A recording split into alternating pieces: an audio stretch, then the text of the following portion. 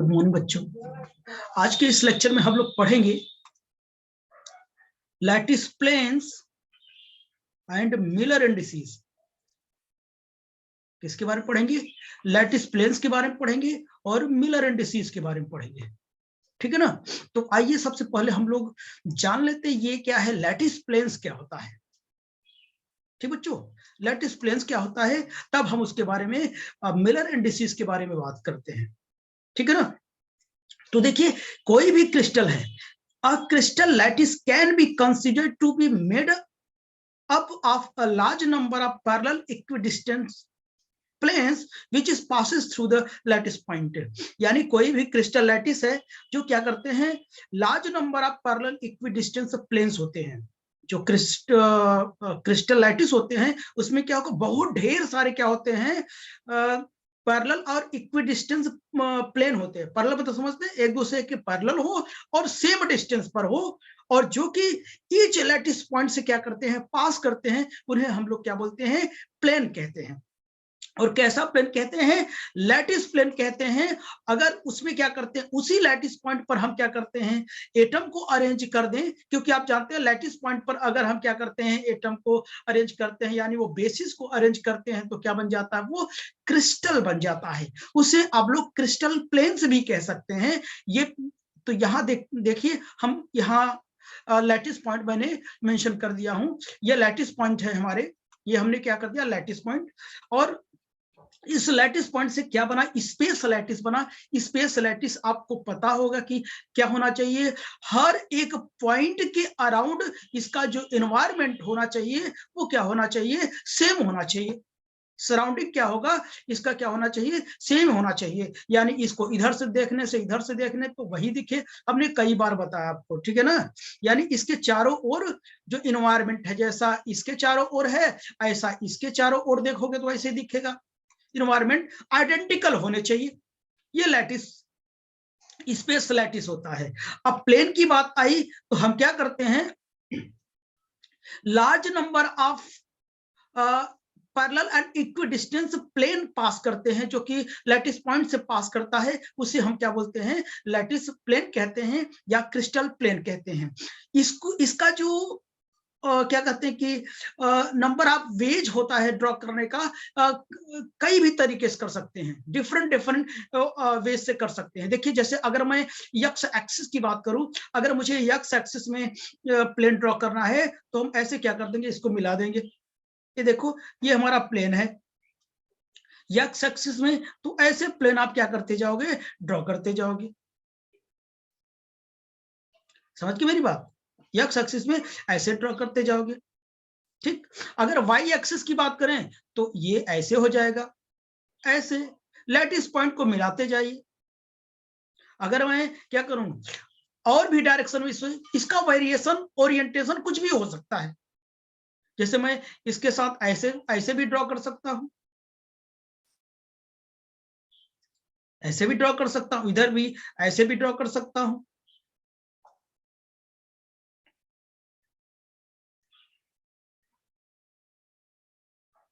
या अलग अलग है। ठीक है ना? मेरे पास जगह कम है इसलिए मैंने पॉइंट्स नहीं बना पाया। ठीक है ना? तो ये क्या है, ए हो गया, बी हो गया, सी हो गया, और क्या हो गया, डी हो गया। यानी डिफरेंट टाइप का इसका क्या कर सकते हैं, वेरिएशन क्या कर सकते हैं, कर सकते हैं। यानी ये सब क्या है, लैटिस प्लेन है। ये क्या है, ये लैटिस प्लेन्स है। तो किस तरीके से ड्रॉ कर सकते हैं, यक्स में, वाई में, और भी अदर डायरेक्शन में आप क्या कर सकते हैं, इसको खींच सकते हैं। ये हमारा क्या है, लैटिस प्लेन है।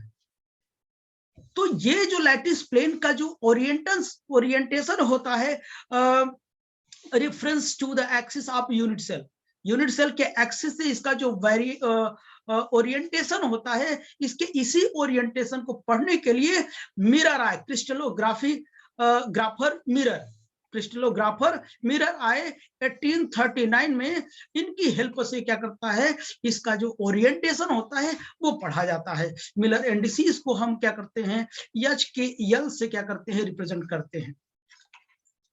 ठीक है ना। अगर प्लेन होगा तो हम ऐसा ब्रैकेट लगाएंगे, डायरेक्शन लिखना होगा तो हम ऐसा बनाएंगे, सेट ऑफ प्लेन्स लिखना होगा तो मझला ब्रैकेट लगा के ऐसे इसे इंडिकेट करेंगे। ओके, तो ये सारी बातें हमने क्या कर दिया, मेंशन कर दिया। आइए हम लोग क्या करते हैं, एक एक चीज देख लेते हैं। ठीक है, देखिए लैटिस प्लेन के बारे में मैंने लिखा, a crystal lattice can be considered to be made of a large number of parallel equidistant plane which is passing through the lattice point called lattice plane or crystal plane। Crystal plane कब होगा, जब lattice point पर हम क्या करेंगे, इस पर basis लगा देंगे। क्या लगा देंगे, बेसिस लगा देंगे, तो क्या बन जाएगा, क्रिस्टल स्ट्रक्चर बन जाएगा। ठीक, तो ये क्या होगा, प्लेन होगा। The lattice plane can be chosen in a number of क्या different ways। डिफरेंट वेज में मैंने बताया था ना, डिफरेंट वेज में कैसे, हमने क्या किया, इसको ऐसे ढेर सारा बना दिया, तो हमने डिफरेंट डिफरेंट वेज में इसको क्या किया, चूज किया। कैसे, हमने कहा चाहे ऐसे ड्रॉ करें, ऐसे करो, ऐसे करो, ऐसे करो, या तो आप ऐसे करो, ठीक है ना, या तो आप ऐसे करो। हमने ये चीजें ड्रॉ करके अभी दिखाया फिगर में। ठीक है ना, तो आगे चलते हम लोग।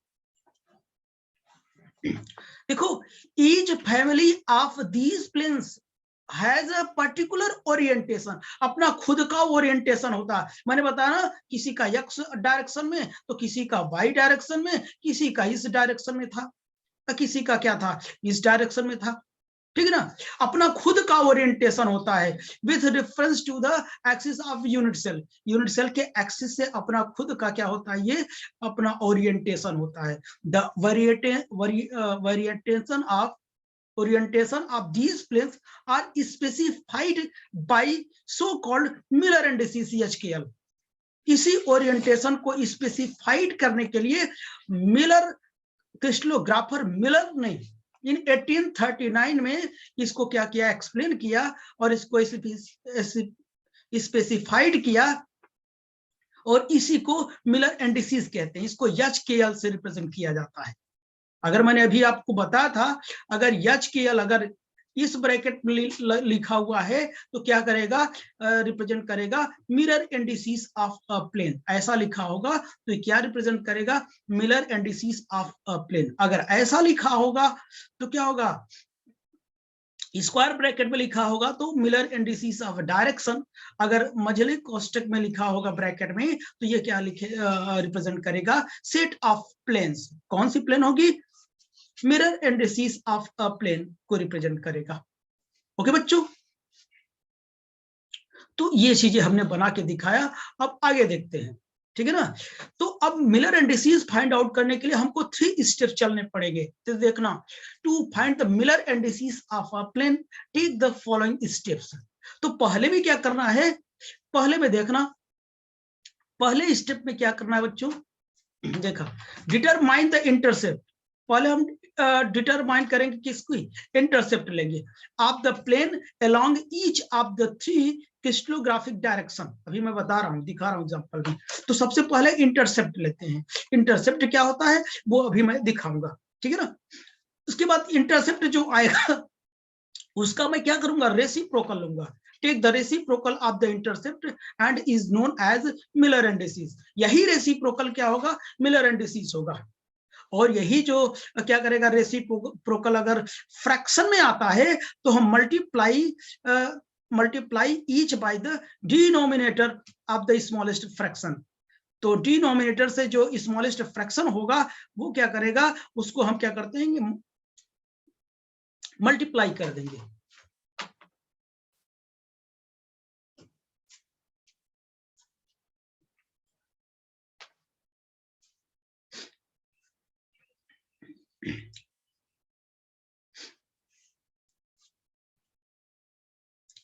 समझ गए बच्चों।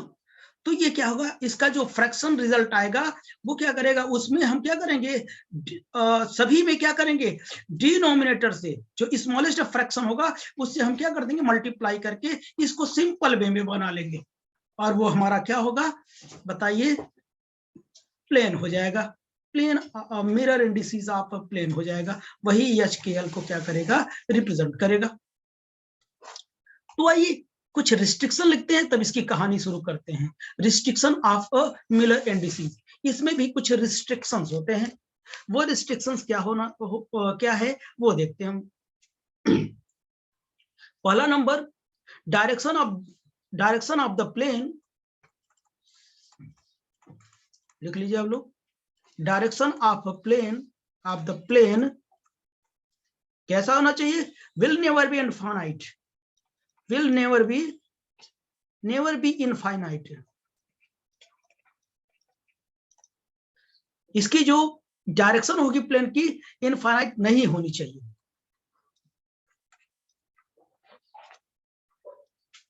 They should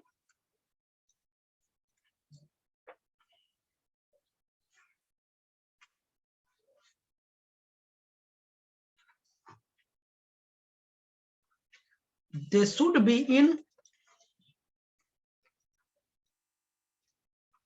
always integer. ये हमेशा किस फॉर्मेट में होना चाहिए, इंटीजर के फॉर्म में होना चाहिए। एन की वैल्यू यानी 0 1 2 3 4 डॉट डॉट ऐसे होनी चाहिए, इंटीजर के फॉर्मेट में होना चाहिए।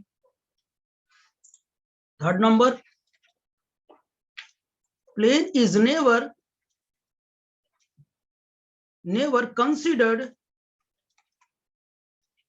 considered on the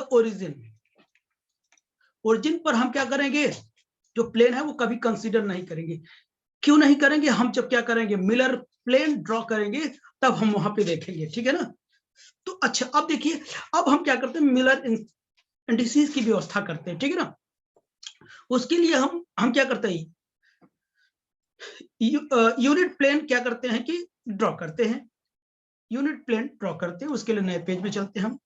तो ये देखिए हमने क्या किया, ये हमारे पास 3 एक्सिस है, ठीक है ना, क्या है, 3 एक्सिस है।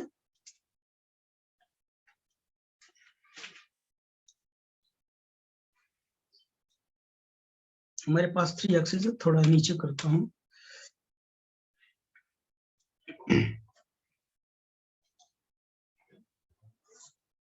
ये क्या है, यक्स है, ये क्या है, वाई है,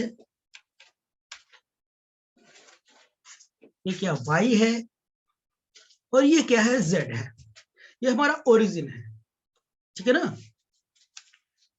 यूनिट प्लेन हम क्या करते हैं, ड्रॉ करते हैं, स्मॉलेस्ट पॉसिबल प्लेन, ठीक है ना। हम क्या करते हैं, यूनिट प्लेन लेते हैं। यूनिट प्लेन मतलब स्मॉलेस्ट पॉसिबल प्लेन हम क्या करते हैं, ड्रॉ करते हैं, ठीक है ना।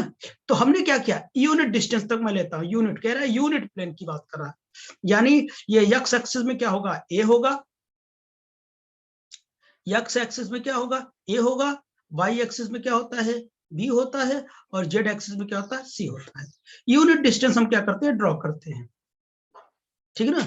तो अब देखना आप लोग, यूनिट डिस्टेंस, तो देखो यहां पर हम मान लेते हैं कि यहां तक क्या है, यूनिट है, यहां पर ये क्या है, यूनिट है। हमने इसको ऐसे क्या कर दिया, मिला दिया। और ये वाई एक्सिस पर भी ये क्या है, यूनिट है, यहां तक यूनिट मतलब यूनिट लेंथ है।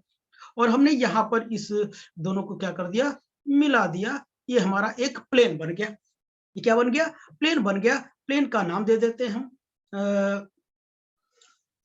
एन एम और यल प्लेन बन गया, ठीक है ना। ये हमारा प्लेन बन गया। तो हमने क्या बताया, सबसे पहले हम क्या करेंगे, इंटरसेप्ट कट करेंगे। इंटरसेप्ट आप याद करो, जब हमने क्या किया था, ये लैटिस पॉइंट मैंने ड्रॉ किया था, तो इधर इस एक्सिस को मैं क्या लिखा था, ट्रांसलेशन वेक्टर में पढ़ रहा था ना। अगर इधर लिखना है तो क्या है, ए में कितना गए, n1 ए गए, बी में तो कुछ नहीं गया मैं। तो n1 मतलब ये क्या, दिस इज इंटीजर। इंटीजर मतलब ये बताता है कि दो लैटिस पॉइंट के बीच कितने पाथ हैं, 1 2 3 4। तो हम ऐसे इसीलिए ये लिखते हैं ना, 4a लिखते हैं, क्योंकि दो पॉइंट्स के बीच, दो लैटिस पॉइंट के बीच की जो डिस्टेंस है वो a है। इसी को हम मिलर, वो क्या कहते हैं कि प्रिमिटिव्स कहते हैं, प्रिमिटिव्स कहते हैं ना। तो इसी तरीके से हम क्या करते हैं कि अलोंग एक्स में अगर मैं देखूं तो इंटीजर यहां मैं p q और क्या लूंगा, r लूंगा। n1 n2 और n3 की जगह। ओके, ये बस यही बताएगा क्या है 1 2 3 4, क्योंकि यहाँ पे लैटिस पॉइंट्स बने होते हैं ना यार बेटा ऐसे। ठीक, हमने ये जूम करके थोड़ा यूनिट प्लेन बना। यूनिट मतलब ये क्या है, यूनिट लेंथ है, ये पूरा क्या है, यूनिट लेंथ, ठीक है ना। तो अब देखना आप लोग, तो हमने इंटरसेप्ट लिया, हमने क्या लिया, पहला इंटरसेप्ट लिया। ठीक, हम थोड़ा नेक्स्ट पेज में चलेंगे, हम ये देखते रहिए आप लोग। तो हम जल्दी से फिगर बना देते हैं फिर से। एक फिगर आपने वहां देख लिया,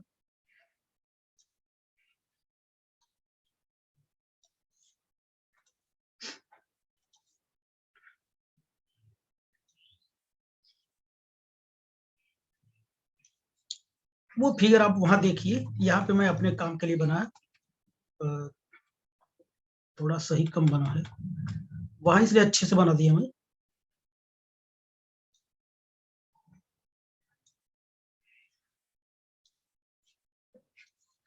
ये एक्स वाई एंड जेड, ये जेड है, मैंने यहाँ बताया कि ये इधर ए होगा, इधर बी होगा और इधर सी होगा। के एन एम और एल। तो सबसे पहले कहानी हमने बताया था, मैंने कहा था मिलर इंडिसेस फाइंड आउट करने के लिए 3 स्टेप्स लेना पड़ेगा। पहला स्टेप जो होगा हमारा क्या होगा, इंटरसेप्ट होगा। इंटरसेप्ट, अगर इंटरसेप्ट इसका लेंगे तो कितना हो जाएगा, यक्स में कितना हो जाएगा, पी ए मैंने लिया, मैंने बताया था, जैसे मैंने कहा था ना n1 ए, ठीक है ना। अभी में क्या था n2 बी, सी में क्या था n3 सी, उसी तरीके से n1 की जगह p, यहाँ q और यहाँ r। ये क्या है, ये इंटीजर को रिप्रेजेंट करते हैं p q r। समझ गया ना मेरी बात, इतना जानते रहिए। पी ए हो जाएगा, रेशियो में मैं निकालूंगा, और ये कितना हो जाएगा, क्यूबी हो जाएगा, और कितना हो जाएगा, आरसी हो जाएगा। इंटरसेप्ट हो गया। नेक्स्ट हमने क्या कहा था, अब बताइए। तो हम अब इसे क्या करते हैं, मैं केवल इंटीजर के फॉर्मेट में लिखूं, वो तो सेम रहेगा। अगर क्या है, यूनिट सेल है, यूनिट सेल है, अगर यूनिट सेल है, यूनिट सेल के ए बराबर बी बराबर सी होते हैं, तो रेशियो के फॉर्मेट में होता है, जो कॉमन होता है उसको मैं हटा देता हूं, तो ये केवल और केवल इंटीजर के फॉर्मेट में बचेगा। एम राइट ना। अब इसी का हमने क्या बताया था कि रेसिप्रोकल लेना है, रेसिप्रोकल लेना है, रेसिप्रोकल लेना है, रेसिप्रोकल इसी का रेसिप्रोकल लेना है।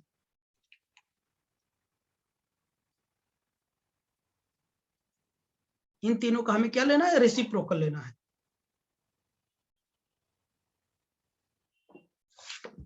ओके बच्चों,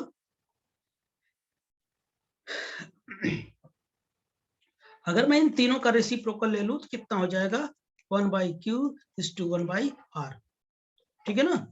तो आप अब इस रेसिप्रोकल को क्या करते हैं कि आप रेशियो में ना लिख के केवल ऐसे लिख सकते हो, 1/p, 1/q, 1/r लिख लो, तीनों को अलग अलग। अब इनका मैं क्या करूंगा, मैं एलसीएम लूंगा। क्यों, मैंने बताया था ना, इसको क्या करते हैं, सिंपल करने के लिए हम फ्रैक्शन पार्ट को हटाना चाहेंगे, तो यही हमारा क्या होगा। अब एच की एल मैं लिखूंगा, एच कामा के कामा एल, ये 1/p, 1/q, 1/r, इसमें हम क्या करेंगे, एलसी स्मॉलेस्ट पोर्शन का, वो स्मॉलेस्ट वैल्यू का एलसीएम ले लेंगे, यही हमारा क्या हो जाएगा, मिलर इंडिसेस हो जाएगा।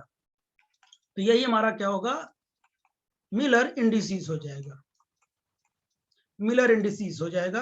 ये कितना हो जाएगा, 1/p, 1/q, 1/r into LCM लिख देंगे हम, ठीक है ना। ये हमारा क्या हो जाएगा, मिलर इंडिसेस हो जाएगा,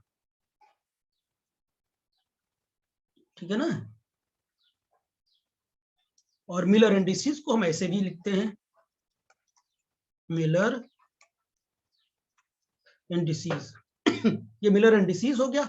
मैंने बताया था प्लेन होगा तो एच के एल लिखूंगा, डायरेक्शन होगा तो एच के एल लिखूंगा, ऐसे लिखूंगा, स्क्वायर ब्रैकेट में लिखूंगा एच के एल, और सेट ऑफ प्लेन्स होगा तो एच के एल लिखूंगा मैं। समझ गए मेरी बात?